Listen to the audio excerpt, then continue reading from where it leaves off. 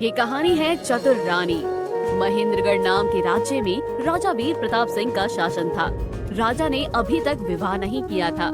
उनके विवाह की आयु हो चली थी, इसलिए उनके माता पिता चाहते थे कि वो जल्द से जल्द विवाह कर ले और अपनी रानी के साथ एक नया जीवन शुरू करे। पुत्र देखो, अब बहुत समय हो चुका है। मैं पिछले 3 वर्ष से तुमसे हर रोज ये कहती हूँ, लेकिन तुम मेरी एक नहीं बात सुनते। अब मुझे तुम्हारी कोई बात नहीं सुननी है। विजयनगर की राजकुमारी सुमित्रा का स्वयंवर है। मैं चाहती हूँ कि तुम उस स्वयंवर में जाओ। मैं राजकुमारी सुमित्रा को ही अपने राज्य की रानी के रूप में देखना चाहती हूँ। माँ, मुझे ऐसे ही किसी से विवाह नहीं करना।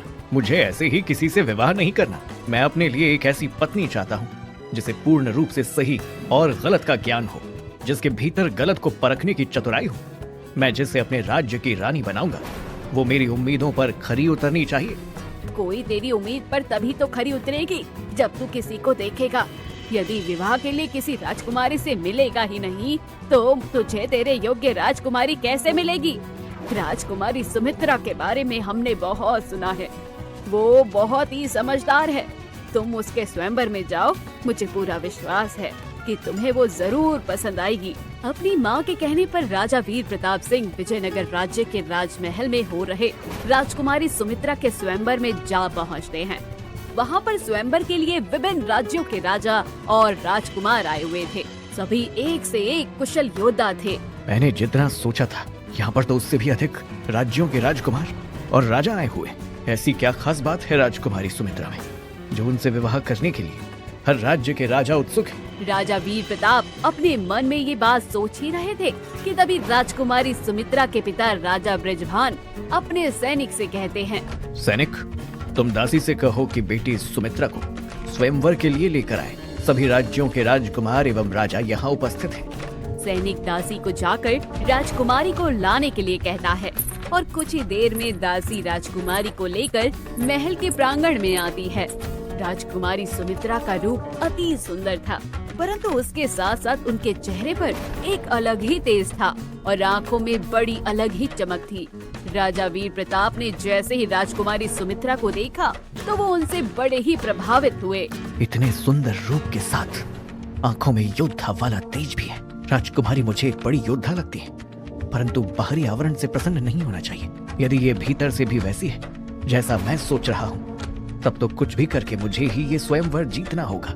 राजा वीर प्रताप अपने मन में राजकुमारी के लिए वो सब सोच रहे थे कि तभी राजकुमारी के पिता कहते हैं, पुत्री सुमित्रा, ये केशव नगर राज्य के राजा पुष्कर हैं। बहुत बड़ा राज्य है इनका। सबसे पहले आप इनसे ही भेंट कीजिए।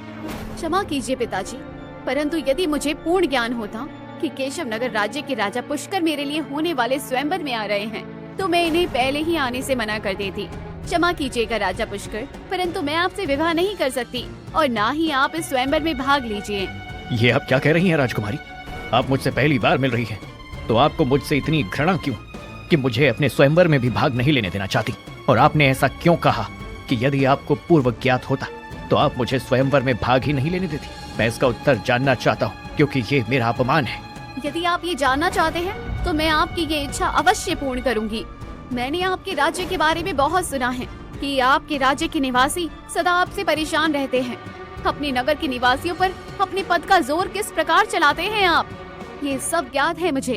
भले ही आपके राज्य के पास सबसे अधिक धन और राज्य कोष है, परंतु एक धनी राजा से अधिक मुझे एक अच्छे हृदय वाला राजा की तलाश है, और आप वो नहीं हैं। राजकुमारी सुमित्रा बड़ी ही खरी है। जो बात उनके हृदय में है, वो बात उनके मुख पर लाते हुए उन्हें जरा भी संकोच नहीं हुआ। सत्य कड़वा हो तो भी मुख पर बोल देना चाहिए, ये मेरा मानना है। और ऐसी ही कुछ सोच राजकुमारी सुमित्रा की भी है। यदि ऐसा था तो आपको पहले ही अपने पिता से इस बारे में जान लेना चाहिए था। यहाँ पर आने के पश्चात आपने हमारा बहुत बड़ा अपमान किया है, और इसका बदला हम आपसे लेकर रहेंगे। देखिए, तो आपकी बातों से आपके भीतर एक और खामी पता चल गई है कि आपको अनगल बातों पर कितना क्रोध आता है, और इतना क्रोध एक राजा को शोभा नहीं देता। आप चाहे तो हमारे स्वयंवर में बैठकर देख सकते हैं, अन्यथा आप यहाँ से जाना चाहे तो हम आपको रोकेंगे नहीं। राजा पुष्कर बहुत ही अहंकारी था। राजकुमारी सुमित्रा की बातें उसके भीतर चुभ रही थी। वो गुस्से में उठा और वहाँ से बड़े ही क्रोध से वापस चला गया। स्वयंवर चलता रहा। राजकुमारी ने अनेक राजकुमारों और राजाओं के संग वार्तालाप किया, परंतु उन्हें कोई भी पसंद नहीं आया। अंत में राजा वीर प्रताप से उन्होंने सवाल जवाब किए। वो उनसे बड़े ही प्रसन्न हुई। आप मुझे बाकी राजकुमारों से बड़े ही भिन्न प्रतीत होते हैं। यदि आप आज्ञा दें तो मैं आपसे एक सवाल पूछना चाहती हूँ। अवश्य, आप जो भी पूछना चाहती हैं पूछ सकती हैं राजकुमारी। ये आपके स्वयंवर का समारोह है। उचित है, मैं आपसे केवल एक प्रश्न का उत्तर चाहती हूँ। जैसे कि आपने मेरे स्वयंवर के समझ में भाग लिया तो आप मुझसे विवाह करने के इच्छुक हैं, परंतु मैं आपसे ये जानना चाहती हूँ कि आपके अनुसार एक पति का धर्म क्या होता है? एक पति का सर्वप्रथम धर्म हर परिस्थिति में अपनी पत्नी का साथ देना और उसका समर्थन करना है, क्योंकि जब एक लड़की विवाह करके अपने पिता के घर से विदा होकर अपने होने वाले पति के घर जाती है तो वो उसकी सबसे प्रथम और महत्वपूर्ण जिम्मेदारी होती है, जिसे हर पति को निभाना चाहिए। आपने उचित कहा महाराज, परंतु यदि कभी मुझसे कोई गलती हो जाए तो उस पर आपकी क्या प्रतिक्रिया होगी? गलतियां तो सबसे होती हैं राजकुमारी। यदि आपसे कभी गलती हुई तो मैं आपसे यही कहूंगा कि अगली बार से आप उस गलती को सुधारने की कोशिश करें, क्योंकि एक गलती यदि बार बार दोहराई जाए तो वो आगे चलकर बहुत बड़ी मुसीबत बन सकती है। उचित है महाराज, हमें आपके उत्तर सुनकर संतुष्टि हुई है और आप मुझे एक जाबाज योद्धा भी दिखाई देते हैं। मैं अपने स्वयंवर में आपको चुनती हूँ। पुत्री, तुमने बहुत ही अच्छा निर्णय लिया है। राजा वीर प्रताप एक बहुत ही अच्छे और न्याय प्रिय राजा हैं। हमें उम्मीद है कि आप उनके साथ सदैव खुश रहेंगी। राजा वीर प्रताप के साथ राजकुमारी सुमित्रा का विवाह बड़ी ही धूमधाम से किया जाता है। उनके विवाह को कुछ समय बीत जाता है। तभी एक दिन, सुमित्रा, आज मुझे राज्य के जंगल में जाना होगा। नगर वासियों का कहना है कि जंगल के रास्ते कुछ लुटेरे अपना डेरा जमा कर बैठे हैं। जो भी कोई गांव वाला वहां से गुजरता है तो लुटेरे उन्हें लूट कर मार देते हैं। कुछ लोग तो उनके हाथों से बच गए, परंतु काफी लोगों को मार चुके हैं। और एक राजा होने के नाते मेरा कर्तव्य है कि मैं अपने नगर वासियों की ऐसे लोगों से रक्षा करूं। जी महाराज, ये बिल्कुल आपका कर्तव्य है, परंतु अपना कर्तव्य निभाने के लिए स्वयं के प्राण खतरे में न डालना। मेरे कहने का तात्पर्य ये है कि लुटेरों से जरा सावधान रहना। कहीं उन्होंने आपके ऊपर आक्रमण कर दिया तो आपको चोट लग सकती है। आप बिल्कुल भी चिंतित मत होइए रानी।